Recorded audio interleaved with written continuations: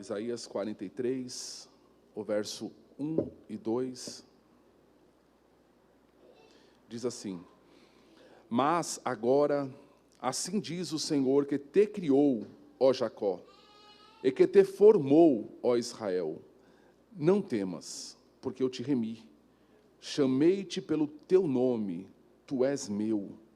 Quando passares pelas águas, estarei contigo, e quando pelos rios, eles não te submergirão. Quando passares pelo fogo, não te queimarás, nem a chama arderá em ti. Amém. Irmãos, a gente sentiu de fazer essa oração pelo Brasil, irmãos, porque é uma obrigação nossa. E assim, a gente entende, irmãos, que todo esse contexto que estamos vivendo é um duro recado de Deus ao homem. É um duro recado. O Covid, irmãos, não pegou Deus de surpresa, não pegou Deus desprevenido, muito pelo contrário. É um recado que Deus dá à humanidade. Mas, ao mesmo tempo, irmãos, nós como igreja, a gente não pode, irmãos, simplesmente apontar o dedo para a sociedade e comemorar, de jeito nenhum. A gente estudou há pouco o profeta Amós, que você vê que os profetas, eles entregavam a mensagem que Deus dava para o povo, muitas vezes uma mensagem de destruição, mas, ao mesmo tempo, eles sentiam junto com o povo. Eles choravam junto com o povo, eles lamentavam junto com o povo. O profeta Jeremias é chamado de profeta chorão justamente por isso, porque ele entregava a mensagem para Jerusalém, ao mesmo tempo ele sentia as dores de Jerusalém, era o povo dele. Por que eu estou falando isso, irmãos? Porque eu sou brasileiro e eu amo o Brasil, irmãos. Não penso e nunca pensei em mudar do Brasil, em morar fora, né, como dizem, sonho de tanta gente eu nunca tive. Porque, irmãos, eu sou brasileiro e gosto.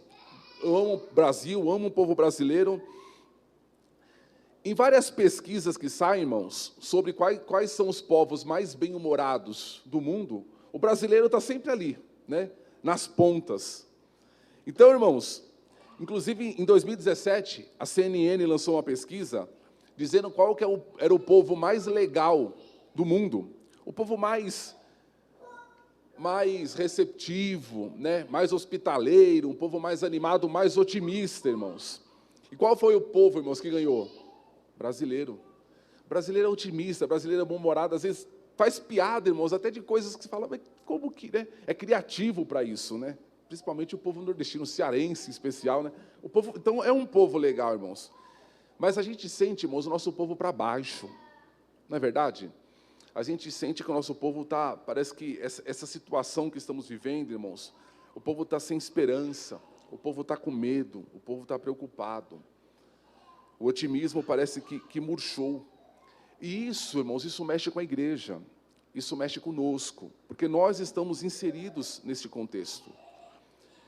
E aqui, irmãos, por isso que eu escolhi, irmãos, falar nesta noite, nesse texto, irmãos, porque há uma mensagem de Deus aqui para o seu povo, para a igreja, que mesmo inserida em contexto complicado, irmãos, ela pode ter esperança. Eu fiquei pensando, irmãos, que durante esta mensagem eu falei, o povo está com medo. Antigamente, irmãos, a gente tinha medo de ficar sem dinheiro.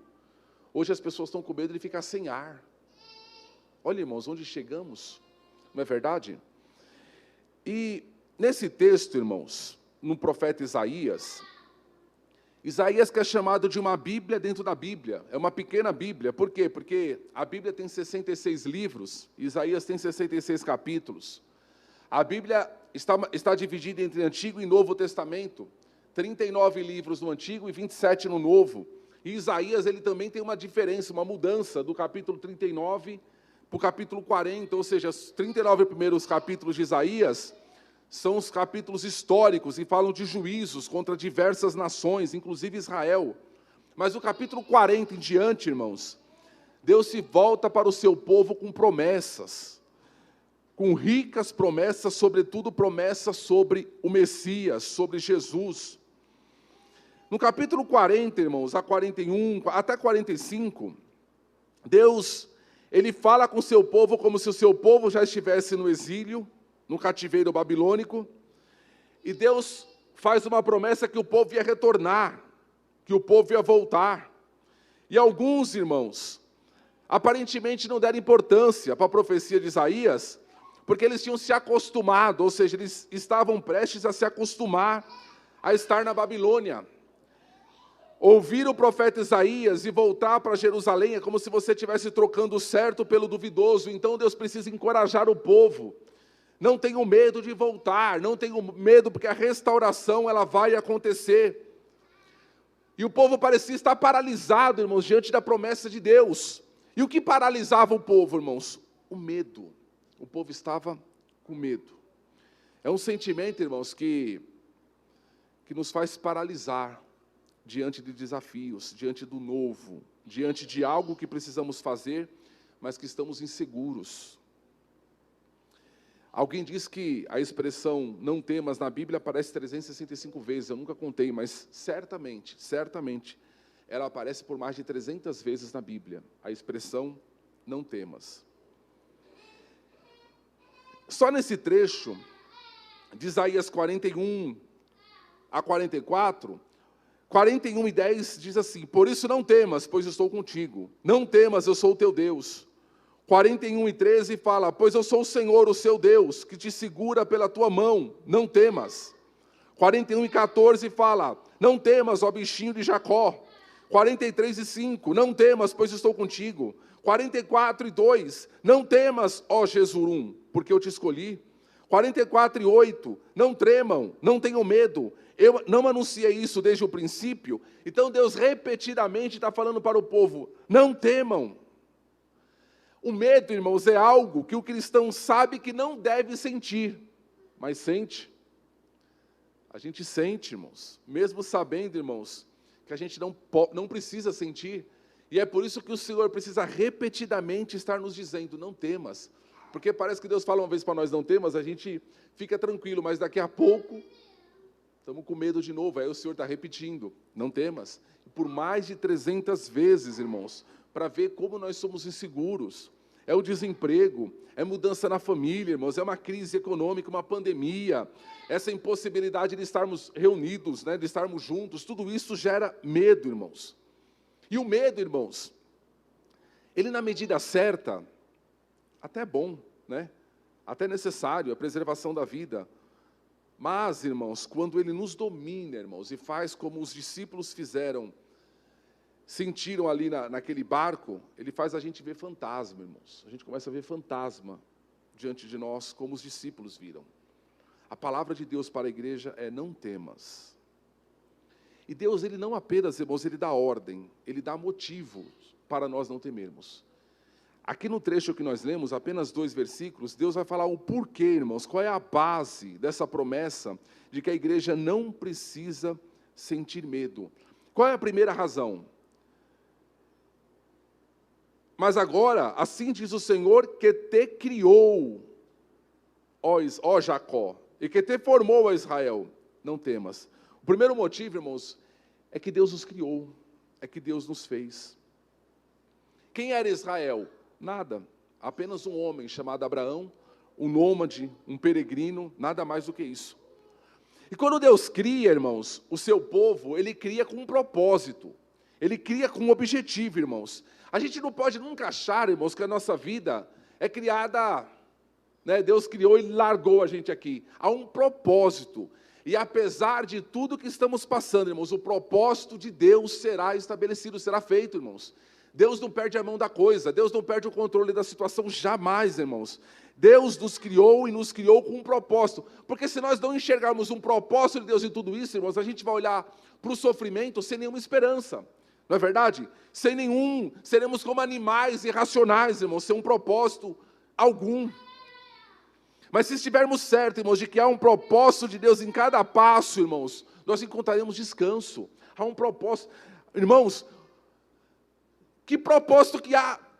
Há um propósito de Deus maior do que a gente possa pensar.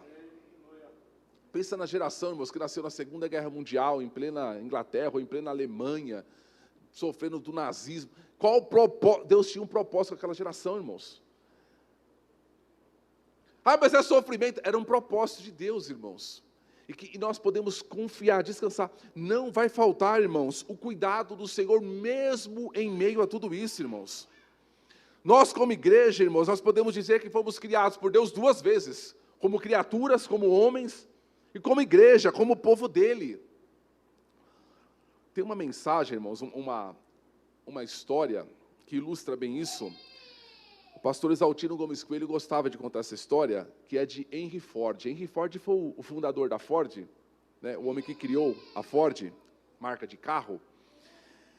Ele era um homem extremamente inteligente e extremamente elegante. E um dia ele estava dirigindo numa estrada lá nos Estados Unidos, e ele encontrou um camarada que estava com seu carro quebrado na beira da estrada. E o carro do camarada era Ford.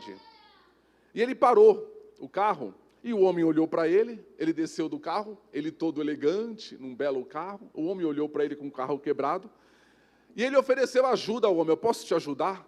O homem olhou e falou, não, obrigado, eu sou mecânico. Eu sou mecânico. E ali continuou mexendo. E ele ficou pacientemente do lado do homem. E o homem não tentava pegar e não pegava, e daqui a pouco, moço, deixa eu te ajudar, eu posso te ajudar? Não! Eu sou mecânico há mais de 10 anos, eu mexo com esses carros há mais de 10 anos. Eu sei, eu conheço esse carro. E ele, tá bom. E o homem tentando arrumar, e ele insistiu pela terceira vez. Você não está conseguindo, eu posso te ajudar? Falou, tá bom, vai, vê o que você faz aí. Falou, que camarada, vai entender de carro? Todo arrumadinho, todo engomadinho assim. Aí o Henry Ford foi lá, mexeu no carro, brum, o carro pegou. E o homem ficou indignado, mas como assim? Eu trabalho com esse carro há mais de 10 anos. Estou tentando arrumar aqui há muito tempo e não consigo, mas como é que você fez? Aí ele falou, elegantemente, você arruma esse carro há mais de 10 anos. Eu criei esse carro.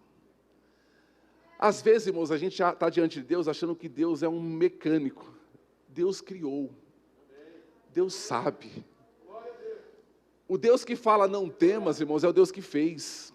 E às vezes a gente está igual um mecânico, achando que Deus não entende, porque ele é muito, né, ele é muito engomadinho para entender do meu problema. Ele criou.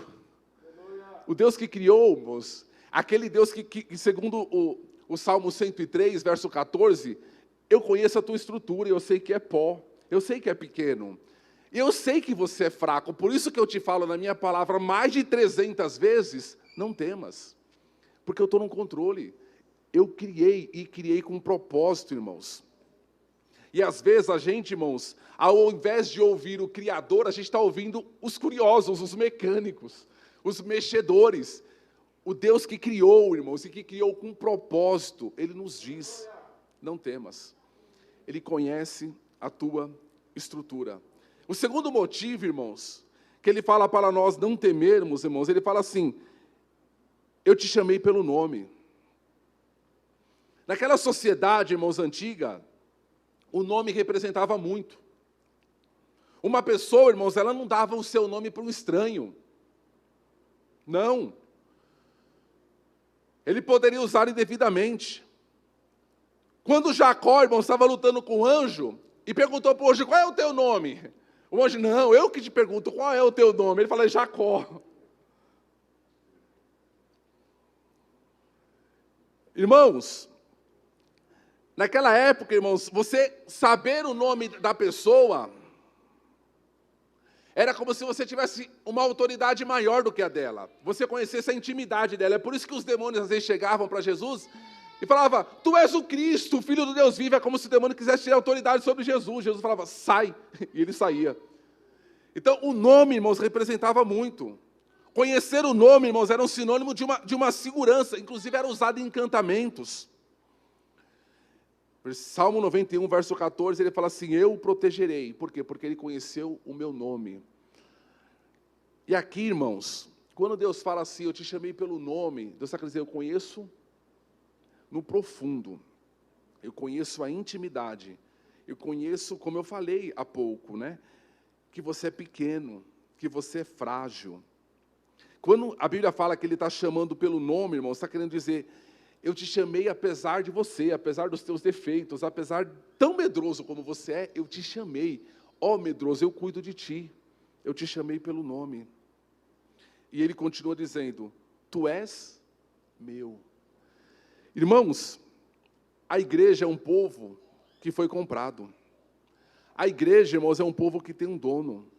A igreja, irmãos, não é algo abandonado, algo que está ao léu. A igreja, irmãos, ela tem um rumo certo, irmãos. Ela navega, irmãos, na direção certa. Estamos navegando para Jerusalém. Nós temos um dono, irmãos. Ninguém está autorizado, irmãos, a colocar a mão na igreja, porque ela tem um dono. É como a menina dos olhos de Deus. A igreja tem dono. Eu falei há pouco do povo brasileiro, irmãos. O povo está nessa situação por quê, irmãos? Porque reina o sentimento de abandono. Não é verdade? O povo brasileiro, sem Deus, está com sentimento de abandono. Sem governo, sem rumo, sem esperança, sem perspectiva. A igreja não é assim, irmãos. A igreja tem um dono, irmãos. A igreja tem um governante. O nosso governante não são aqueles que nós oramos agora há pouco, eles são aqui na terra. A igreja tem um rei, irmãos. É seguro, o passo é firme, irmãos. A igreja não está caminhando, irmãos, em solo escorregadio, não. A igreja tem um propósito firme. Volto a dizer isso, tudo que estamos passando, irmãos, não pegou Deus desprevenido, irmãos. Ainda que tenhamos perca, ainda que tenhamos que chorar. A igreja, irmãos, não é um órfão. A igreja é como uma esposa que tem marido. Tu és meu, tu és meu. A gente pode, irmãos, até se assustar com as lutas, até ficar perplexo. Mas jamais, irmãos, pode nos invadir aquele sentimento de abandono. Porque há duas expressões da Bíblia que são constantemente repetidas. A primeira é o não temas, e a segunda, eu estou contigo. A igreja não pode ter o sentimento de abandono, irmãos, porque Deus repete várias vezes, não vos deixarei, eu estou contigo. Onde estiver 2 ou 3 reunidos em meu nome ali estou eu. A igreja não está abandonada na calçada, irmãos, como se uma criança mendigando pão, não. Não somos como crianças sem cuidados, não, irmãos. Sabe, irmãos, a gente tem criança pequena, quando a criança sente medo na madrugada, o que ela faz, irmãos? Corre para onde? Dá um susto, às vezes você acorda de madrugada, tem aquele ser em pé na tua frente, olhando para a tua cara. E aí, o que você faz? Você pega e coloca do teu lado. Ela dorme, irmãos, e você fica acordado. Ela dorme em 30 segundos. Por quê? Porque ela sabe assim, aquele mal que estava me assustando, eu quero ver me assustar aqui, onde eu estou. Ah, chega nada. Aqui não tem mal nenhum, porque eu estou lá do papai, lá da mamãe, aqui não tem mal nenhum. E aí, dorme. Irmãos, a gente tem que ser assim. A gente como igreja, irmãos, a gente tem que ser assim, irmãos. Às vezes a gente sai do nosso canto, a gente deita do lado do Pai, irmãos, mas a gente continua assustado. O Pai está aqui, irmãos, o Pai está conosco. Não precisamos. Isso daqui, irmãos, não é mensagem de autoajuda, não, é promessa de Deus, é palavra de Deus está conosco, irmãos. Eu não estou dizendo, irmãos, que você não vai passar por tempestade, não. Vai passar, mas Deus está conosco, no controle absoluto. Podemos dormir, irmãos, podemos descansar. Porque volta a dizer, em toda essa situação, irmãos, o Senhor tem cuidado de nós. Porque às vezes a gente vive, irmãos, como se fosse uma criança de rua. Uma criança de rua que sente esse medo, irmãos, vai correr para onde? Foi abandonada. É assim está o povo brasileiro, vai correr para quem, irmãos? Vai descansar nos braços de quem? Se não há um pai para recorrer, se não há uma mãe, se não há um cuidado, irmãos, se não há um conforto. Agora a igreja não, tem muito crente vivendo desse jeito, irmãos. Perdido, para lá e para cá, desesperado. Não, irmãos. Quando eu falo, irmãos, para a gente não ter medo, eu não estou falando para a gente não ter os cuidados. Não é isso não, irmãos. Devemos ter os cuidados, devemos ter toda a atenção, nos proteger, nos cuidar, claro, irmãos. Mas nunca no desespero, irmãos. Nunca com sentimento de abandono, jamais. Não temas. Não temas. E por último, irmãos, para a gente concluir, ele vai dizer assim, quando passares ele é nosso protetor. Quando passares pelas águas, veja só, a Bíblia não está dizendo assim, se você passares, não, é quando você vai passar. E às vezes a água sobe, irmãos. Tem hora que a água está lá embaixo. Fala, essa luta aqui eu passo bem por ela. Mas daqui a pouco você vai ver a água está subindo. E aí, né? Quando passares pelas águas, estarei contigo. Vamos passar por dificuldade.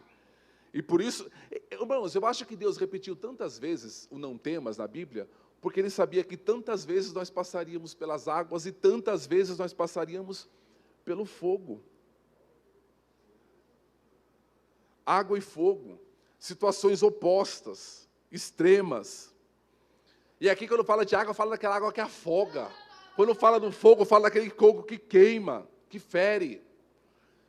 É duas mortes terríveis, né, irmãos? A pessoa morrer queimada, ou a pessoa morrer afogada. Eu me lembro que uma vez a gente estava no litoral, com a mocidade ali da presbiteriana, e um jovem estava sentindo dor de ouvido, depois do almoço, dor de ouvido, eu falei, rapaz, você não vai poder dormir assim, vamos lá para o hospital, vamos para o pronto-socorro. E fomos para lá. Eu não me lembro nem qual cidade que era. Chegamos lá, irmãos, daqui a pouco chegaram os bombeiros, irmãos, com uma criança pequenininha, que tinha se afogado. E aí, infelizmente, veio a notícia que ela havia morrido. E o pior, irmãos, não tinha ninguém da família lá ainda. Socorreram na água, levaram para o pronto-socorro e a criancinha morreu. Era pequenininha, irmãos, eles chegaram com ela coberta pequenininha. E daqui a pouco chegou a família, irmãos. Pensa numa situação, irmãos, de grito, desespero, desmaio. O rapaz do ouvido até foi embora, a gente saiu do pronto-socorro, fomos para a farmácia. Vamos pegar um negócio da farmácia, pinga e vamos para casa, porque não dá para ficar aqui. Tal era o desespero. Então, são situações, irmãos, de desespero, essa questão. E quando eles voltassem, irmãos, da Babilônia, eles teriam que passar pelo deserto, fogo, quente, calor, teriam que atravessar rios, águas, mas a promessa de Deus, irmãos, é que essas águas poderiam até assustar, mas elas não afogariam. A igreja não vai se afogar, irmãos, não vai. A igreja vai superar, a igreja vai passar. O fogo, irmãos, pode até sentir o bafo quente, a gente até sente o bafo quente, não é verdade?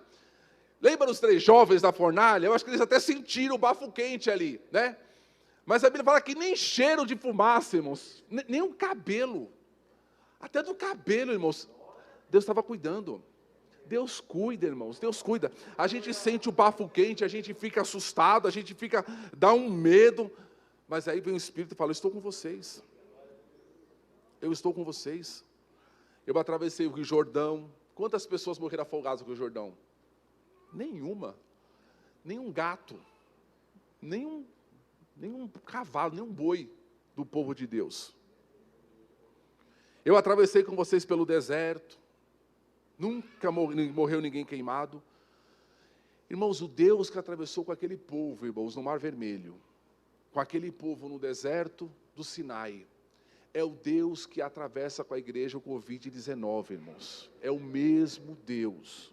É o mesmo. Ah, mas tem irmãos morrendo, é propósito de Deus, irmãos. Não tenho resposta para tudo. Não sei o porquê. O irmão que morreu ontem, tão novo, irmãos. 30 e poucos anos, eu imagino pela aparência. Casado há 1 ano. Propósito de Deus, irmãos. Deus está cuidando? Está cuidando. Deus está cuidando. Mesmo em meio a tanta dor, irmãos, a tantas dúvidas que podem surgir, Deus está cuidando. Esse momento é tão difícil, irmãos, mas a gente vai passar por ele. Quem é, irmãos, o Covid diante do nosso Deus, irmãos? Ele está no barco. As águas não irão nos afogar. Essas promessas, irmãos, são mais do que suficientes, irmãos, para não temermos. Nós somos dele, nós não estamos sós. E eu quero concluir, irmãos, esta mensagem com Lucas capítulo 12, verso 32, nós vamos servir a Santa Ceia. Lucas 12 e 32. Olha esta palavra, irmãos, que Jesus fala. E quem fala aqui, irmãos, é o Criador, viu? Não é um mecânico, não é um curioso, não, viu? Não é alguém que fuça, sem saber no que está fuçando. Não é um coaching, não, é o Criador. Lucas 12, 32, ele fala assim, não tenham medo, pequeno rebanho, porque foi do agrado do Pai dar-vos o reino. Não temam, ó pequeno rebanho, porque foi do agrado do Pai entregar-vos o reino. Não temas, igreja, viu? Saia daqui com o coração confiante no Senhor. Não tenha medo. Que Deus abençoe a igreja, em nome do Senhor Jesus. Fiquemos em pé.